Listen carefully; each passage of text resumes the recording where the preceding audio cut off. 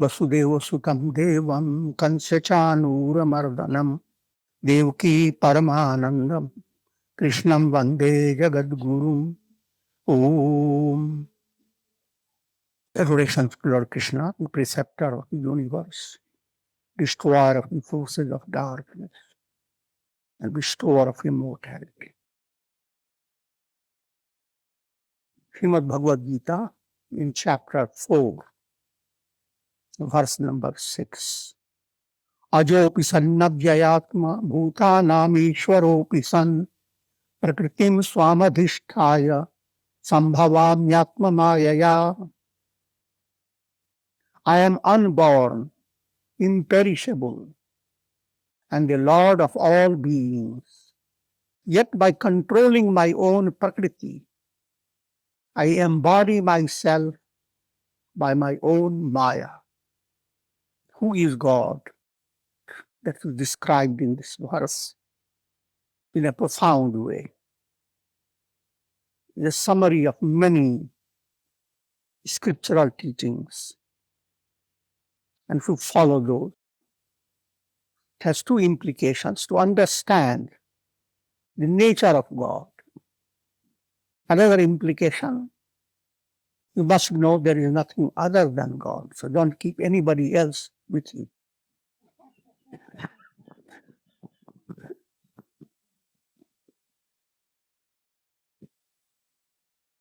Effacement of ego and affirmation, I am Brahman. Two aspected movement towards knowing who the God is. The Godward mind has two aspects: bringing about effacement of ego and allowing the truth to be revealed. So while you are working with your ego, or listening and reflecting, all depend is based on your ego. But ego that is Sāttvic. Sāttvic ego is not your obstacle, so don't get too confused. Sāttvic ego permits the understanding of I am Brahman. It inflates its ego.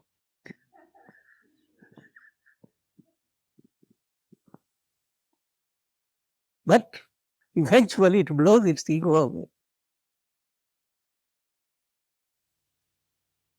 Just like the often given illustration of silvery cloud that allows the sun to pass.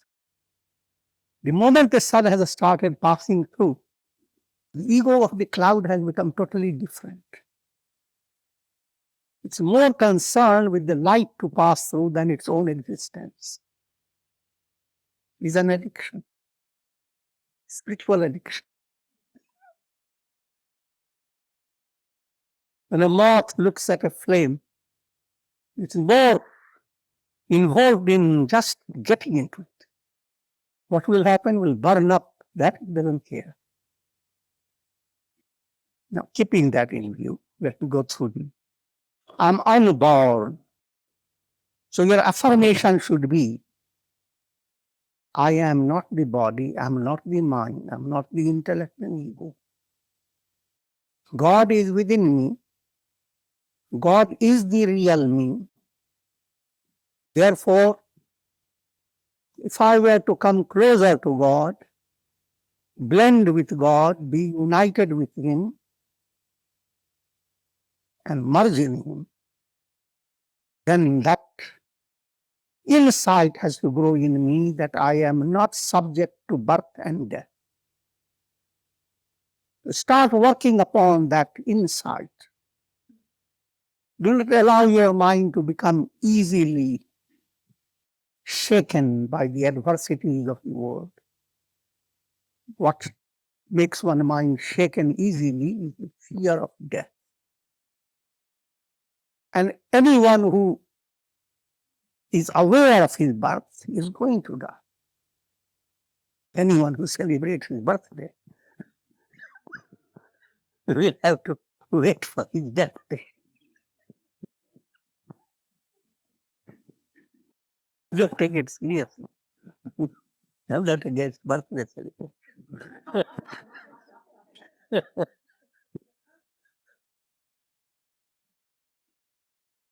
So start bringing to your mind in the moments of stillness, during meditation, while doing japa, that the real I am is not subject to birth and death.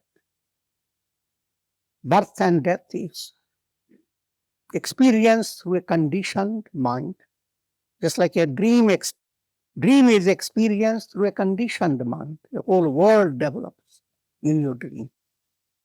But because mind is not the same, it has become conditioned. Therefore, you experience the dream world.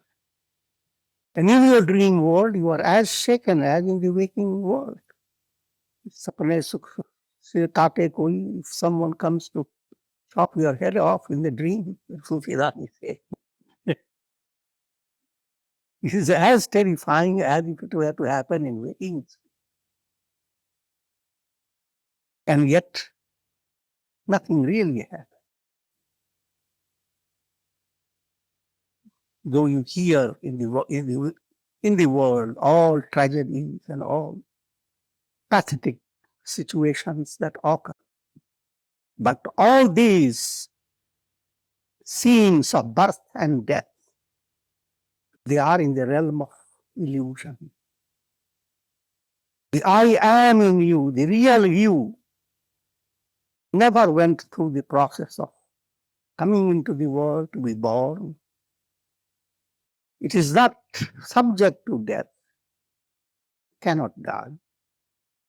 So the real I am is like the sky, cannot be affected by clouds, like the ocean that cannot be affected by what happens to the waves.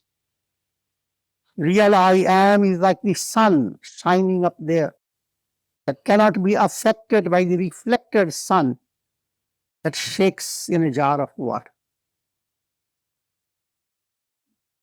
So try to bring to your mind the majesty of I am. Don't expect others to glorify you. Start glorifying yourself.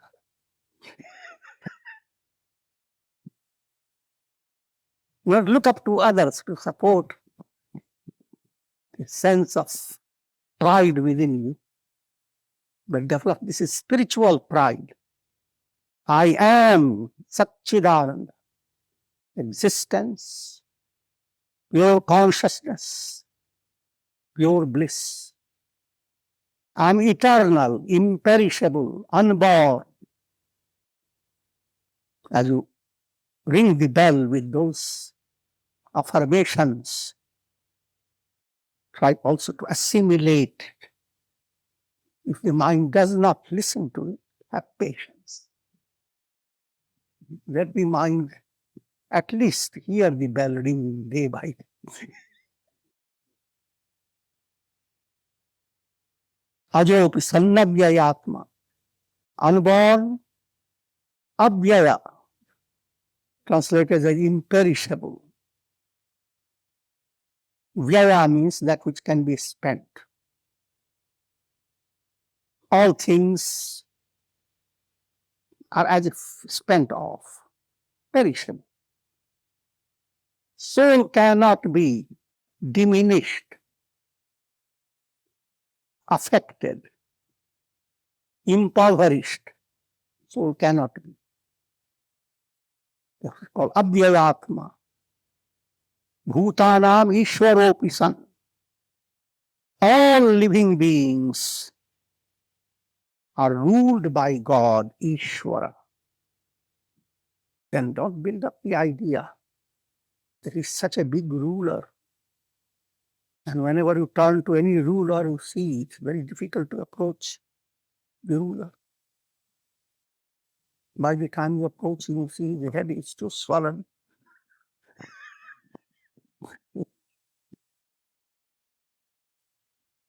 You have to go through many subsidiary people, each one leading you to another higher level until you go to the big ruler of whoever. But here, when we talk about God ruling the entire universe, never build up that idea of a human vanity or of material type of grandeur. The idea is that he is simpler than the simplest,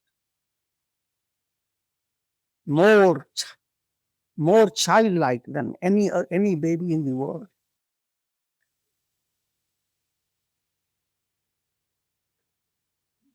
How can that be possible? Simple illustration for you.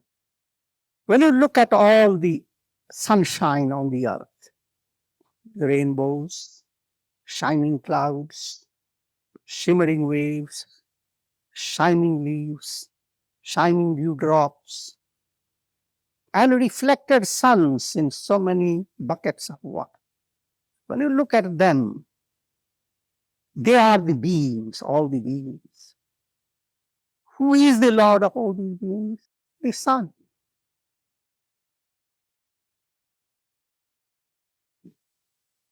And how simple he is. If you send a journalist to the sun about the work the sun does upon the earth planet, if that at all it is possible, the sun will simply say, I don't know anything about it. Is that so?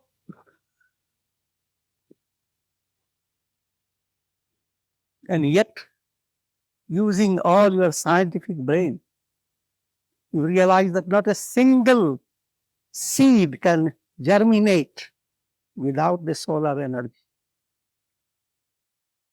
The sun is so carefully urging every little seed to grow with perfect precision.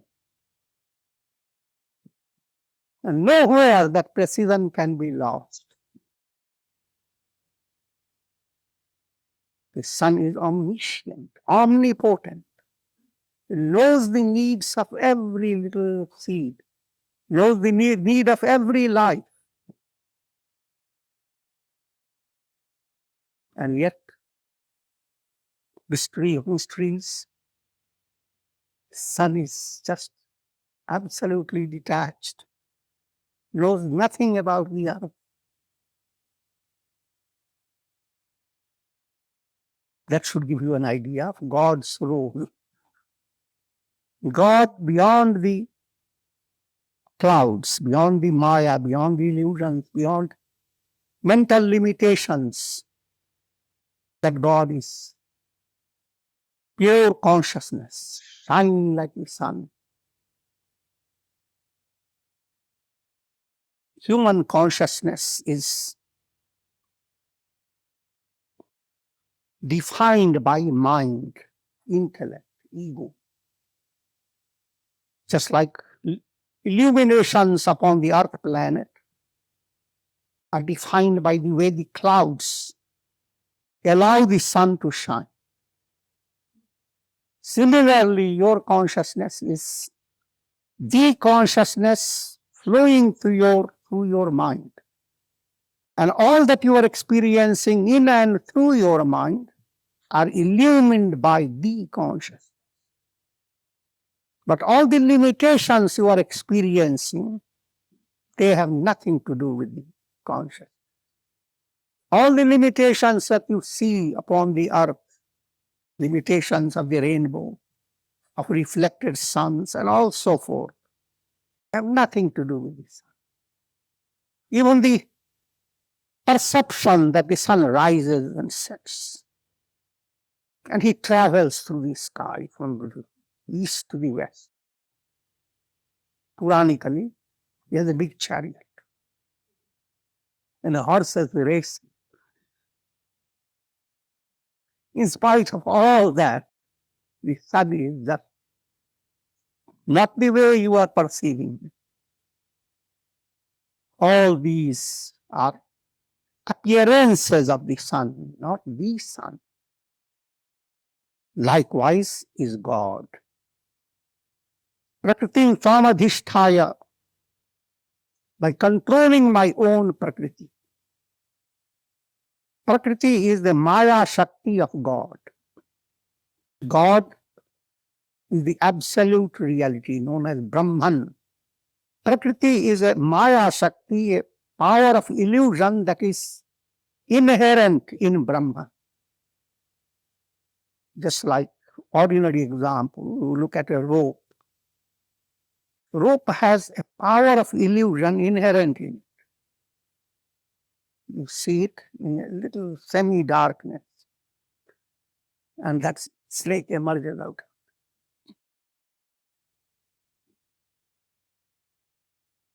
And snake creates its own effect. Simple way to understand that as long as the mind is not enlightened, you are looking at snake, not the rope. You are looking at the world of time, space, causation, not God.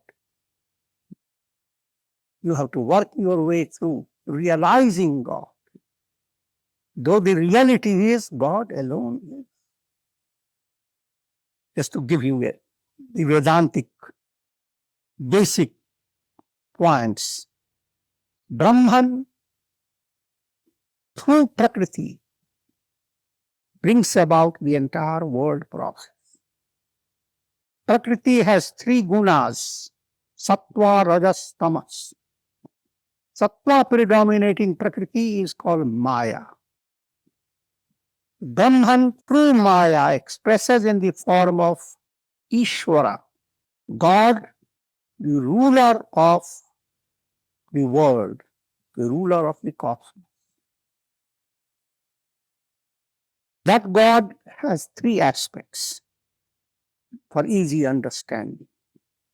He is the creator, sustainer, and dissolver.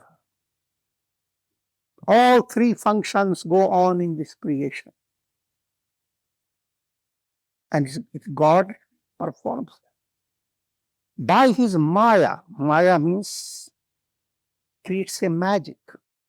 A magician does so many things before people who are hypnotized by his magic, who are under his magical spell. Anyone who is out of his magical spell doesn't experience that. Anyone who is out of the magical spell is only God himself. So now then, Brahman, through sattva predominating Prakṛti, plays the role of God, Ishvara, who is adored, offer your prayers, the Ishvara that gives you strength within your heart to follow the virtuous pursuit. Ishvara removes your obstacles, showers his grace. He is the mother, he is the father for all creatures. But all these functions are through Māyā.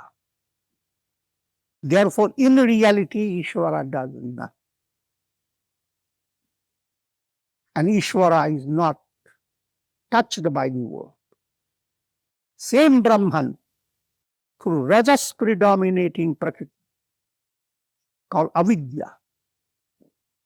Māyā, avidya, and through tamas predominating Prakṛti is called tamasi Prakṛti. So Prakṛti has played three roles: Māyā, sattva predominating; avidya, rajas predominating; tamasi Prakṛti, tamas predominating.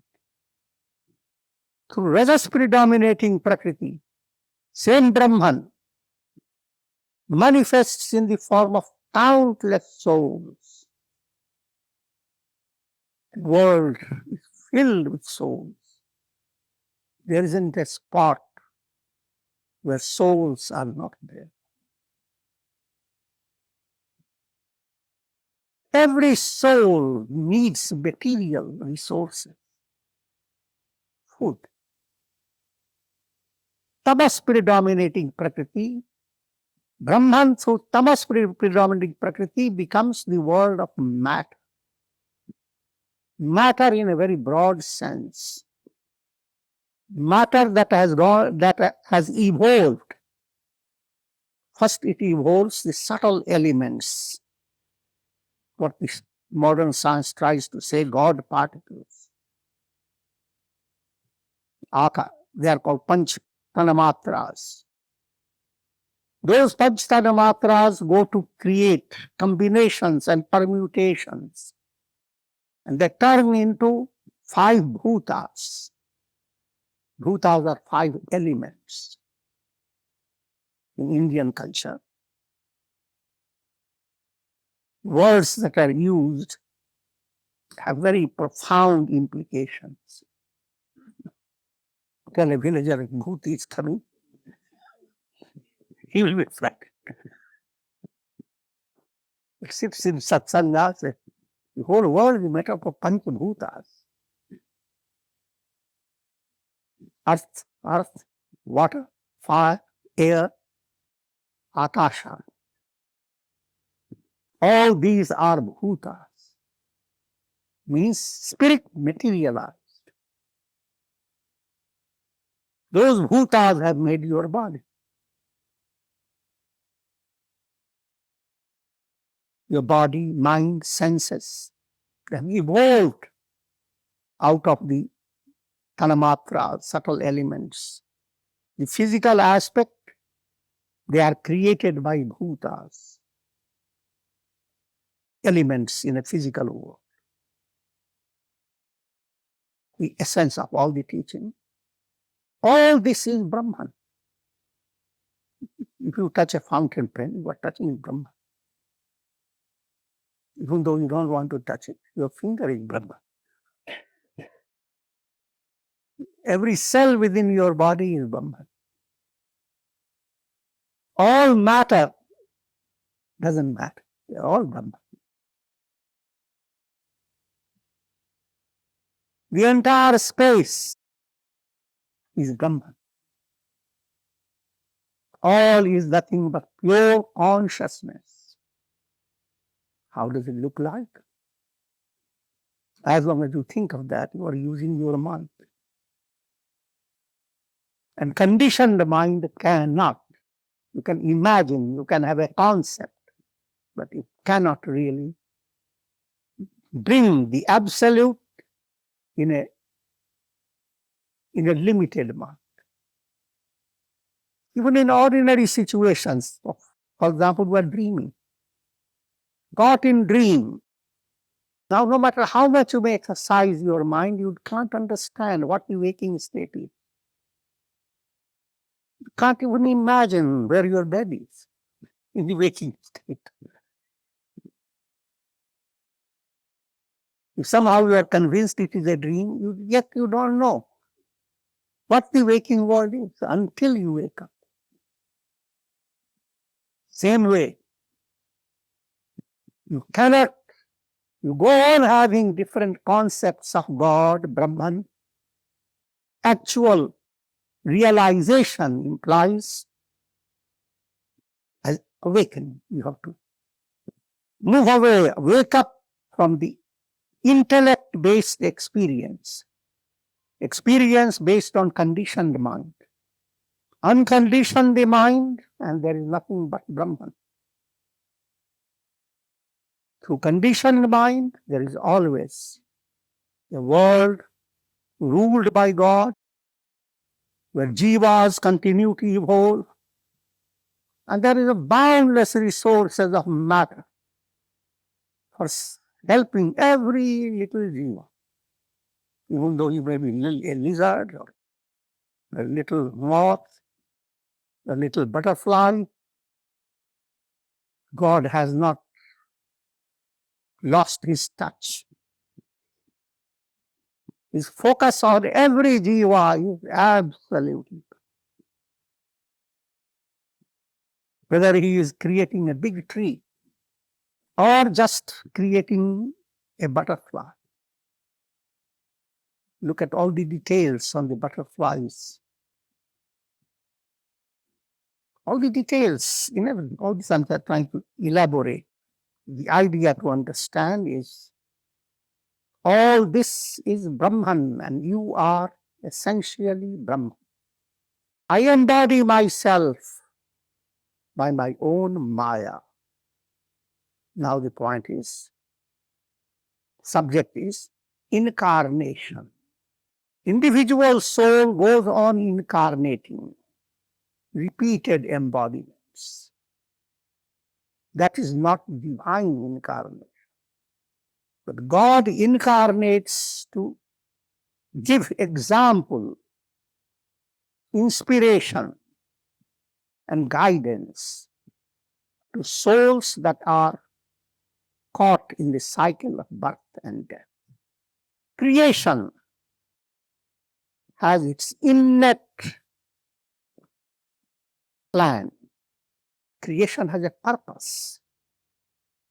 And the plan is whenever gunas become disbalanced, rajas and tamas begin to increase immensely, a balancing act occurs automatically in creation. So from ancient time in history, no matter how the world has faced most terrible personalities, rakshasas, demons and all that, and yet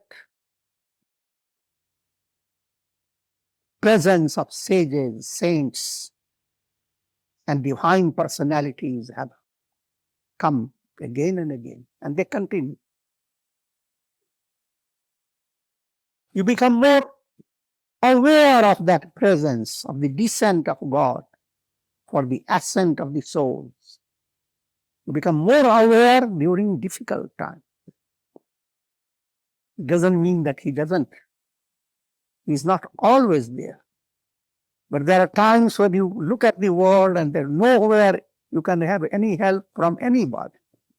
And all solutions in your mind have fled. People look at the world and they end up with a complete despair that the world is going to an end. They have no solution.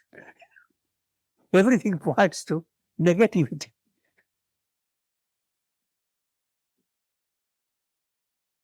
As if God has become bankrupt in His ideas. But what I was trying to say, at all times, in all ages, while you see society suffering, struggling, in the grip of most demoniac personality, and yet you see personalities like Christ, challenging all those demoniac forces, laughing at them, and triumphing over them. They think they killed Christ. But in that act, the whole world recognized the victory of Christ. I will not build up that line too much. But the idea to understand, likewise, it has gone on happening. Sages, saints, prophets, inspirers, and they become great during the most difficult time.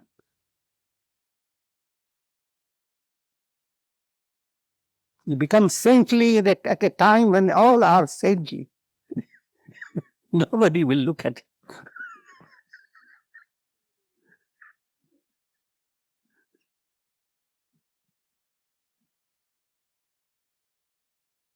The very idea of anyone becoming saintly requires having a word that can give him challenges. And the challenges are given by asuras, rajas, tamas. So on one side, asuras have to be there to allow the soul to have proper challenges, to discover I am the Absolute. In turn, that revelation, that Avatāra, paves the way to inspire other souls, lift them up, And that process has gone on endless.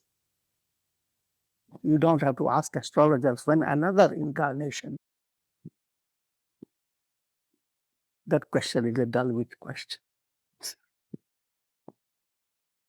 Also, the idea, if I were born during the time of an incarnation, how wonderful it would have been.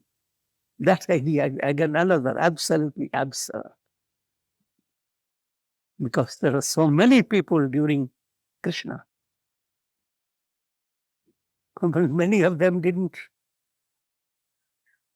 Even Shishupal comes and shouts at Krishna that he was he lifted a mushroom, and he said he lifted a mountain.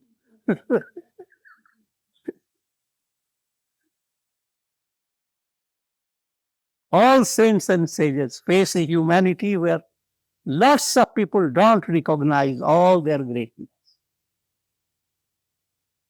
Only counted few recognize it. The idea, therefore, if I were born in a Satya Yuga, how wonderful it would be. If we were born in the time of Rama or Krishna, I wouldn't be doing all this labor to become liberated.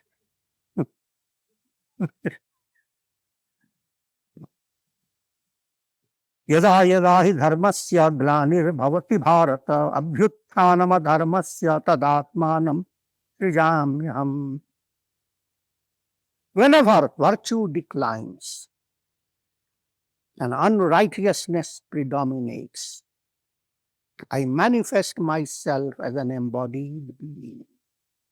All this I've already explained. Whenever there is decline of righteousness, order in society, and wherever social culture,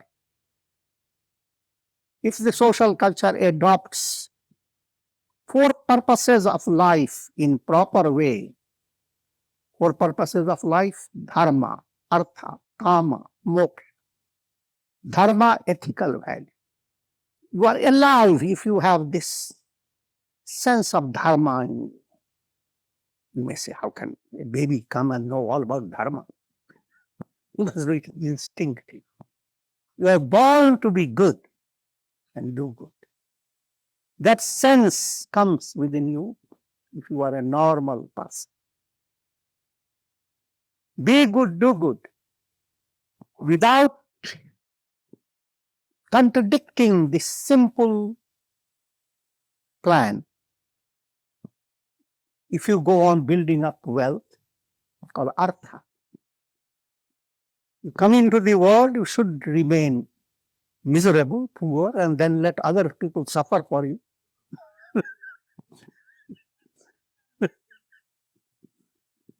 Use your talents, grow, have resources, that you are self-dependent. In turn, help those who are not. But with Dharma with the basis, all your material attainment will be a blessing for you and for others. But if Dharma is not the basis, then your mind goes after greed. Am I wealthy enough? That man has become wealthier than me. Let's see. How can they pull his leg?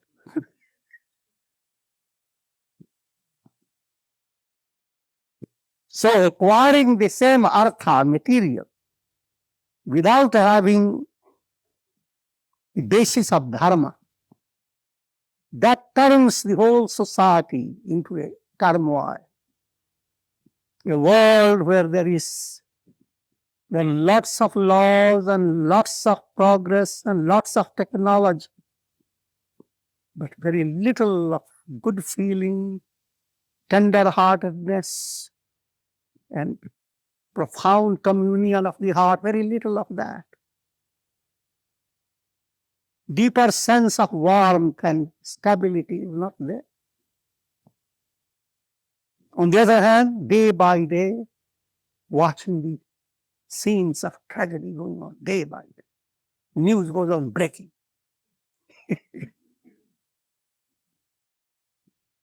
300 people died here, 400 people died. 600 people have been kidnapped. And maybe exaggerating.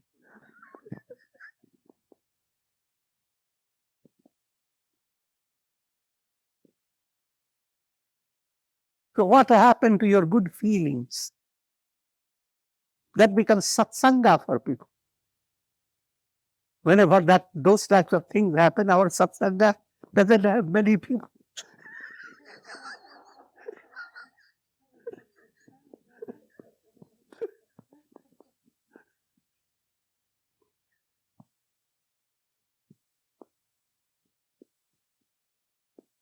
That's not the purpose of life. To go on tormenting your mind for nothing. Because having listened to all that, what do? Nothing. Strip yourself of your good sleep. Be tense. But if be good, do good was your foundation, then you will have every situation will give you an opportunity to do something about it. Sharing your heart, doing something creative, to actual reduction of pain and suffering in others, as well as in yourself. So I was just saying Dharma, Artha. Third point is Kāma. Kāma is that relationship between human beings that bring about progeny, having children, but having children just indiscriminately in an immoral way puts parents as well as their children into great turmoil. The experience of household life should have brought a breeze from heaven. You draw good souls, they come wafting fragrance. The whole house lights up. On the other hand, if your Kāma aspect is not kosher, then you bring in souls that come from hell with foul. So therefore, the Kāma aspect is profound. The entire world is based upon progeny. How children come, all animals, birds, human beings, and how they can create a new generation, a new continuation of a good culture. And finally, all this gives a passage to attaining liberation. All do not attain liberation immediately, but even though a counted few attain liberation, those people who attain liberation, they leave behind footprints for people to be inspired by. Paritrāṇāya sadhūnām vināṣāya ca duskritāṃ dharma samsthapanārthāya sambhavāmi yuge yuge. To protect the saints and sages, to destroy the evildoers, and to establish Dharma, I incarnate from age to age. The divine movement, the divine descent has these purposes. Purposes, saints and sages are to be protected. Evildoers have to be destroyed. Puranas dramatize this. Gods and demons, all are needed for churning the ocean. And with the idea that the churning will produce nectar. And whoever drinks the nectar will become immortal. In that churning process, God has planned in such a way that demons go on being defeated. diminished. All the negative things that come, they go to the demons. Madira, liquor, goes to demons. Nectar goes to gods. That gives you a picture of spiritual, a healthy movement designed in the cosmic plan. A healthy movement in every individual. Healthy movement is that your divine qualities should increase. Your negative vices, they should vanish. If you are healthy and really moving into progress, you should not be a slave to your anger. You should not be extremely impatient. You should develop a personality that can enjoy love. Love that turns an angry person into a loving person.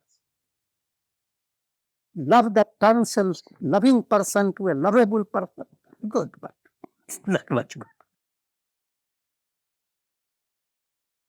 Love that turns crude personalities into divine personalities. That's expressed by saints and sages. And saints and sages are avatars of God. When we talk of avatars, Punanas also give you the idea that while Rama, Krishna, and that level of avatar is called Purna avatar, full measure, there are Ansha avatars. Any personality, great sage, saint, who inspires so many people, they are Ansha avatars, a ray of God, a part of God. Therefore, all gurus are considered avatara. Guru Brahma, Guru Vishnu, Guru Devo Maheshwara.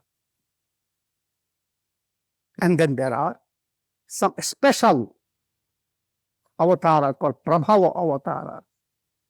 Avatara means sometimes you are in extreme dangerous situation, and as a gracious, a miraculous act, faith. The miracle is God's avatar. You suddenly fell from a big height, and down below, a big lotus. Someone carries the lotus on his head, and it falls in his basket.